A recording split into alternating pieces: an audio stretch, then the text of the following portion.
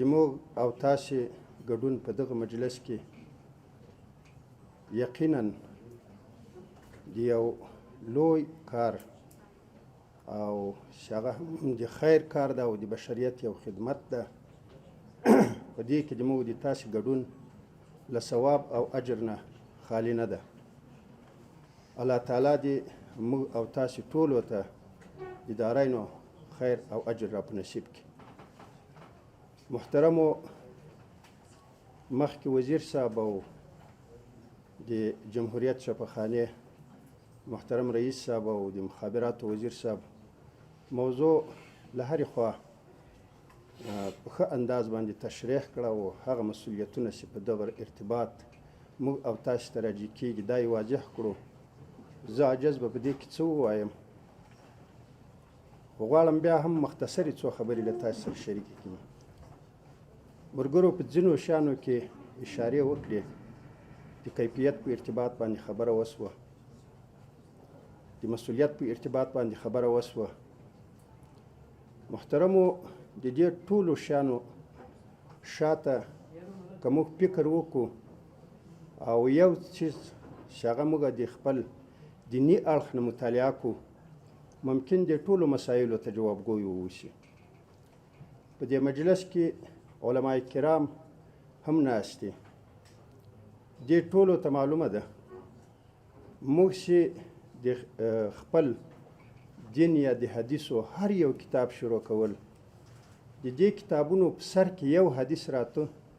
چې که به هغه له ترجمة الباب سره برابر و که به نه و، خو هغه محدث به هغه حدیث هلته ایښی و او هغه حدیث د څلورو نورو احادیثو په شمول باندې زموږ د تاسې د فقهي مذهب حنفي امام صاحب مبارک هغه ویل وایي ما د ژوند د عمل دپاره همدغه 15 حدیث معیار ګرځولي دي او زه دغه خیال ساتم. کنې په لکهاوو احادیث دي. د دې ټولو له جملې نه یو حدیث چې ما مخکې وویل دا د هر کتاب د حدیثو په سر کې راځي چې هغه وایي انما الاعمال بالنیات و انما لکل امرئ ما نواه. وایي عملونه ټول په نیت پورې تعلق لري او انسان ته هغه څه رسېږي چې د ده اراده او نیت. د صحت په سکتور کې چې دلته کوم خلک را یوځای کېږي دا یقینا د هیواد هغه زبده خلک یعنې د استعداد په لحاظ هغه خلک یې چې په ټولو کې ټاپ نمبر ولري. موږ چې خپله زه یو 15 کاله مخکې چې دلته وم د تحصیلات عالي وزارت مسؤل وم، موږ چې به کله کانکور واخیستل او هلته به موږ معیار د نمبرو کېښو، نو موږ به تر ټولو نه اول مالی جوید تیپ ته هغه خلک انتخاب کړو چې هغوی به په زرهاو نفرو کې ټاپ نمرې وړي وي. موږ به په هغه وخت کې یا 100 نفر په کار وو یا به 80 په کار وو یا به 80 په کار وو، خو دغه د 80 نفرو انتخاب به موږ تقریبا له څو زرو کسو چې وکړو دا به موږ تیپ ته ورکړو. دلته چې څومره خلک را یوځای شوي دي یعنې د صحت په سکتور کې خصوصا د معالجې په بخش کې په کلینیک او پارا کلینیک برخه کې دا کمزوري خلک د استعداد له لحاظه نه دي. په هغه وخت کې موږ په ډیر غربت کې وو، خو موږ معیار او کیفیت ساتلی وو. په وروسته کې هم کوشش دا سوی ده خو چون دلته یو اشغال و فساد وو، دلته هغوی کوم اشغال چې کوم ملک ته داخلیږي او کوم ځای ته ځي ملک هلته فساد راوړي. دغه فساد د موږ دا کیفیت کمزوری کو.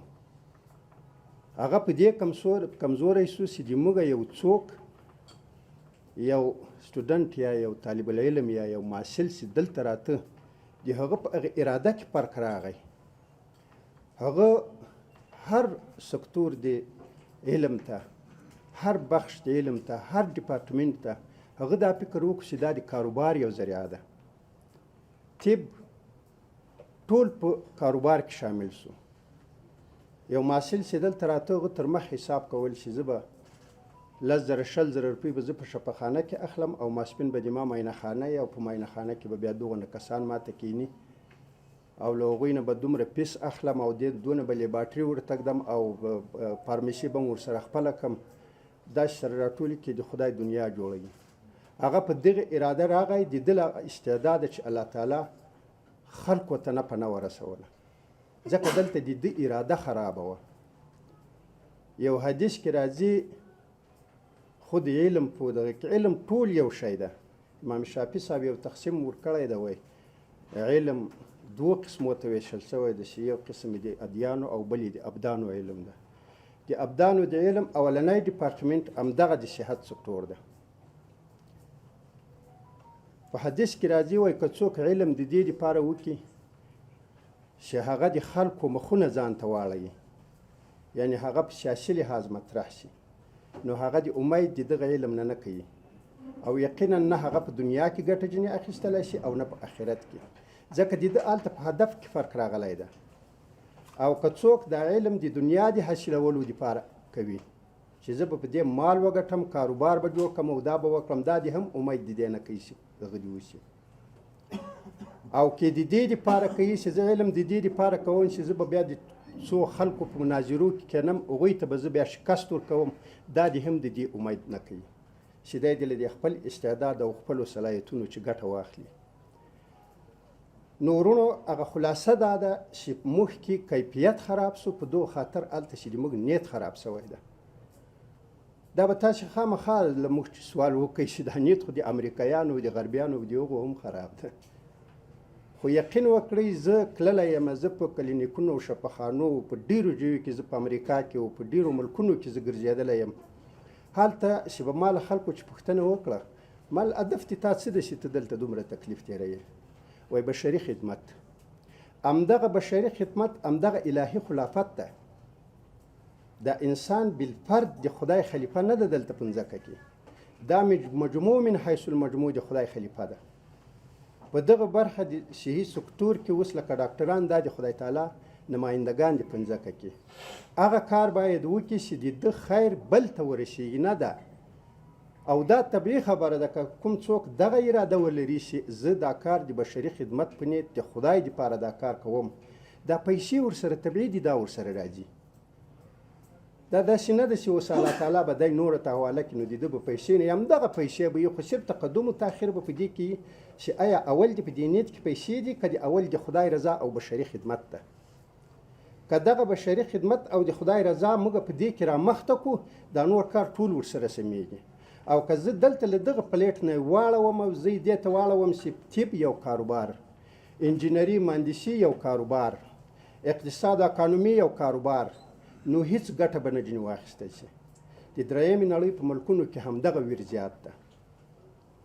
کنې په ډاکټر باندې پیسې نه دي کمې، خو چې دا اوس د نیت د کاروبار ورته کړی دی، د ده په عوایدو کې هم کسر راغلی ده. ځکه چې څومره دی له مریض چې د استحصال اراده لري، همدومره مریض ده ته د شک په سترګو ګوري. یقین وکړئ یعنې تر سلو نه په سلو کې به 80 یا 80 مریضان داسې چې ما پوښتنې ځینې کړي، ډاکټر ته ورغلی د دې په جای چې دوا ورته وکړه یو کنځام پسې ورکوه، کوی برپدر د ناله چې وش کولو. دا احساس له مریض سره ولې پیدا سو؟ دا له دغه خاطره پیدا چې دلته د ډاکټر اراده خرابه ده. که نه یې پیسې اوس له کابل نه یو مریض له دې ځایه چې ځي پاکستان ته ځي، دا ټول د لارې تکلیفونه په ځان تېروي، پیسې دلته په ګرو اخلي، تاکونه یې ګرو کړي، رشقه یې ګرو کړي، کور یې ګرو کړی، له دې ځای نه اراده کوي هندوستان ته ځي، دا ټول ذلتبار حالت په ځان باندې باروي، خو هلته یو ډاکټر ته ورځي. خو زه خلاصه درته دا وایم چې هلته آیا الله تعالی د دې ډاکټر ښه کړي که د دې مریض ښه کړي ده؟ هغه ډاکټر هلته عزتمند په خپله چوکۍ ناسته، له دې ځایه چې دی ورسي وري هم دغونه ذلتونه تېروي، په قطارو په نوبت کې ورته ولاړي، په نوبت کې چې شته ولاړي، هغه ډاکټر اکاونټ ته خپلې پیسې ورچوي، پیسې خدای تعالی خود به خود ورسره بیایي.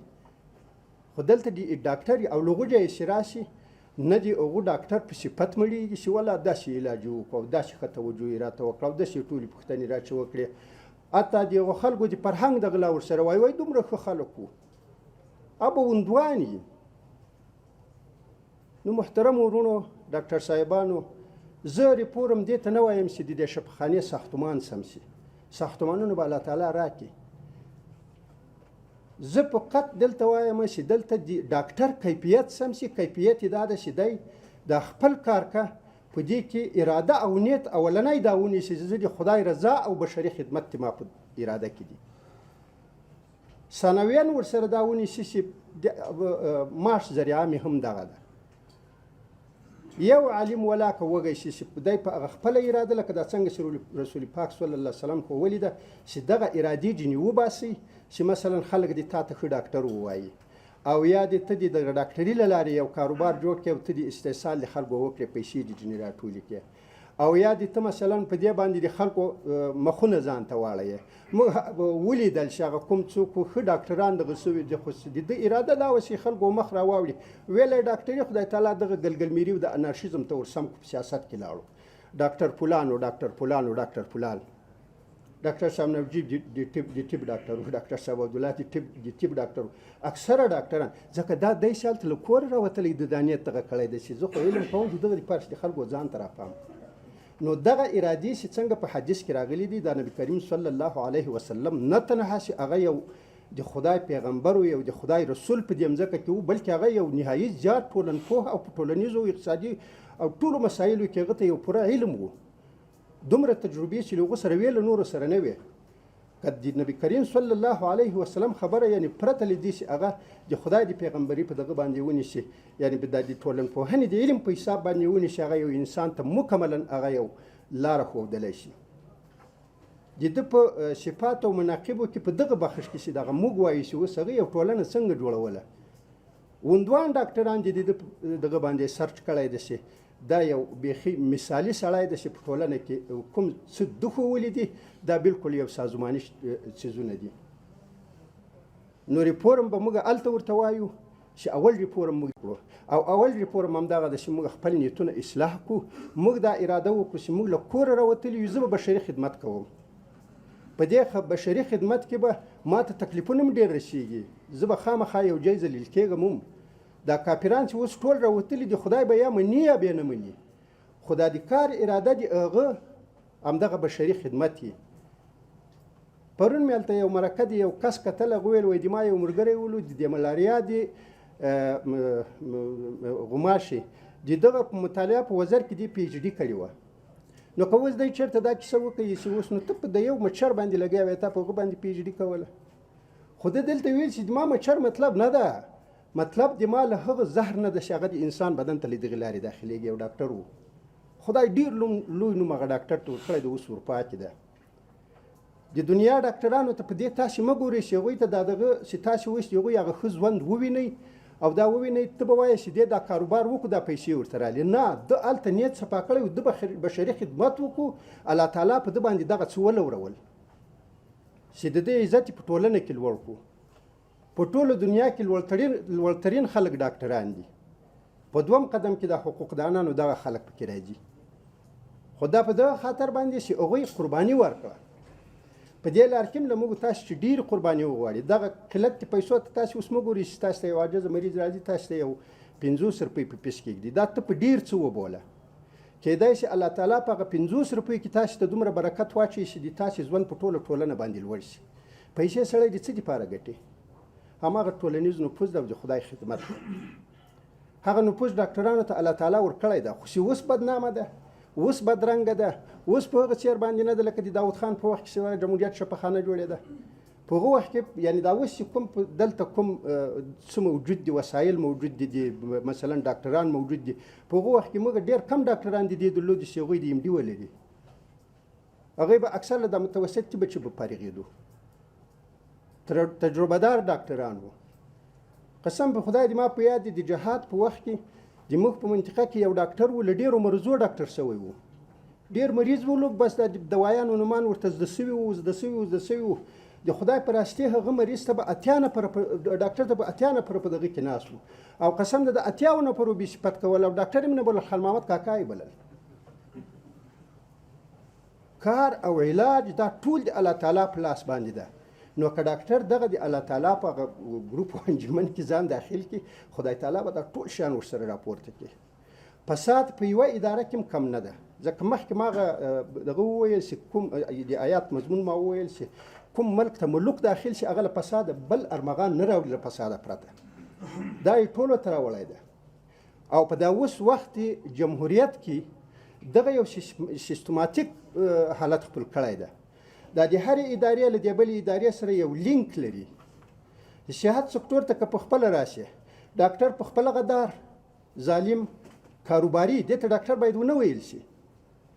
چې دی دلته کاروبار کوي دلته چې کوم فارمسیست ناسته هغه هم دغسې کاروبار کوي هغه دوا بې کیفیت راوړي دی دلته علاج بې کیفیته کوي دی مریض ته دروغ وایي هغه دلته دوا خرابه ورکوي بس الله تعالی هغه بد بوی وبیوي نو خبرې خو نورې هم دی درته وکړې څو شیانو ته موږ تاسې باید متوجه سو او دا مصارف نه غواړي فقط نیت صفا کول غواړي او لیگ اندازه دغه کیفیت د شانو ته کتل غواړي کیفیت د ټول اسلام د دین لومړیتوب ده ما چې مخکې هغه آیات وویل الذي خلق الموت والحیات لیبلوکم د دې دپاره چې تاسې وازموئ چې کوم یو د تاسې احسن عمل کوي ګورئ یو خود عمل ده خود عمل خو د تاسې هم په مینهخانو کې ناست یاست په شفاخانو کې ناست یاست یو ډپارټمنټ هم شاید اوس ونه ویني چې هغه د خالي خو لیکن دا د احسن جای نسته ورسره دغه د کیفیت جای ده چې کوم یو د تاسې ښه عمل کوي عمل ټول کوو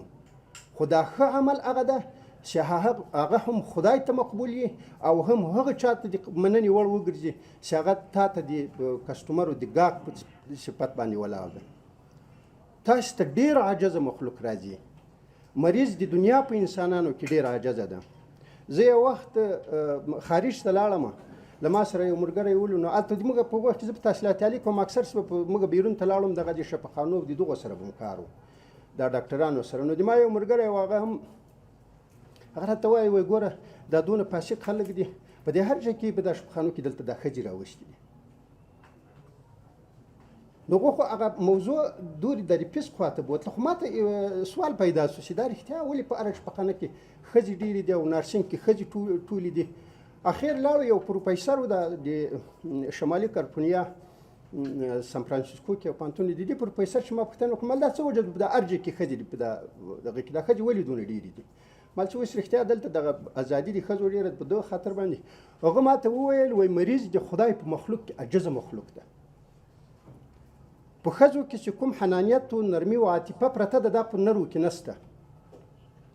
دی به کنځاوې کوي دی به په چوپاش وایي ځکه دی د سره درد ده وایي دې ته که زه یو نر ودروم په دومه خبره به په چاپېړو سره والي مریض به له واټره غورځولی د باندې به پروت دی وایي ښځې په دغه خاطر ورته انتخاب شوي دي چې ښځه په خدمت کولو کې سره له هغې سره یو عاطفه شته نو زه دا وایم چې له ډاکټر سره عموما باید عاطفه موجوده وي ډاکټر چې یو مریض ته ورځي دا حساب له ځان سره ونه کړي چې له دې مریضه چې زه څو استحصال کوم خو دا زه په یقین درته وایم چې که تاسې په خپل فن ودرېږئ او د فن معیارونه تاسې په نظر کې ونیسئ او نیت لله بالله د بشري خدمت کوئ دغه پیسې چې نن هندوستان ته روانې دي دا به تا ته دلته راځي او په دغو پیسو کې به بیا د تا عزت هم یې پیسې خو ته اوس هم له یوې لارې نه له یوې لارې پیدا کوې خو په هغو پیسو د تا عزت نه ده شر څوک درسي وایي دا مریضان ښکولي دي خو د هندوستان ډاکټر ته دغه نه وایي د پاکستان ډاکټر ته دغه نه وایي د ایران ډاکټر ته دغه نه وایي د ترکیې ډاکټر ته دغه نه وایي فرق دا ده چې د هغو هلته اراده بشري خدمت ته ده د خدای تعالی وجه خو د هغو ستنه ځکه کافران دي اکثریت خو موږ خو شکر خدای لرو موږ مرسته باید له خدایه وغواړو نو ریپورم د شفاخانې پې باندې خوشحاله یم هر خدمت چې د موږ په وس کې کېږي په موږ باندې تاسې غږ کولی شئ خو ریپورم به زه هغه وخت کې ریپورم ورته وایم چې موږ د ډاکټر صاحبانو که هغه په کلینیکي برخو کې دي د علاج په برخو کې دي د مثلا علمي اکاډمیکو برخو کې دي او که په پارا کلینیک کې دي که په هر ځای کې دي چې هغه خپله اراده یې واردې صفا کړي چې له ځانه سره دا تصور وکړي چې زه دغه خدمت کوم الله مې په نظر کې ده تاریخ مې په نظر کې ده ولس مې په نظر کې ده او د دې خلکو مظلومیت مې په نظر کې به بیا تاسې وګورئ چې دا ریپورم راځي که نه راځي نو خفه شوي به یاست راچی ځکه ما خبرې لږ تیزې وکړې و اخر دعوانا ان الحمد لله رب العالمین